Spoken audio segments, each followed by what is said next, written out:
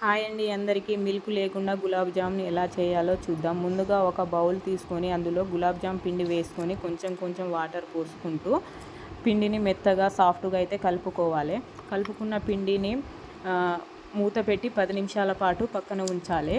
వేరొక గిన్నె తీసుకొని 2 కప్పుల షుగర్, 1½ కప్పు వాటర్ పోసుకొని స్టవ్ వెలిగించి ఫ్లేవర్ కొంచెం హీట్ అయిన తర్వాత ఫ్లేవర్ కోసం 2 యాలకులు అయితే వేసుకోవాలి. పిండి మెత్తగా అయిందా లేదా అని చూసి పిండి కొంచెం కొంచెం తీసుకుంటూ మెత్తగా గుండ్రంగా అయితే బాల్స్ లెక్క చేసుకోవాలి. పాకం అయిందా లేదా అనేసి మనం గట్టి పాకం అవ్వాల్సిన అవసరం లేదు, పలసగా ఉన్నా సరిపోతుంది. వేరొక స్టవ్ వెలిగించి కడాయి పెట్టి ఫ్రైకి సరిపడా ఆయిల్ పోసుకొని మనకు బాల్స్లన్నీ ఫ్రై లెక్క మనం ఫ్రై చేసుకోవాలి. దాన్ని కలుపుతూ ఉండాలి, లేకపోతే మాడిపోతాయి. అయిపోయిన తర్వాత పాకంలో గులాబ్ జాములను వేసుకోవాలి. 30 మినిట్స్ ఫ్రిడ్జ్లో పెట్టి మనకు గులాబ్ జామ్ అయితే రెడీ అయిపోతాయి.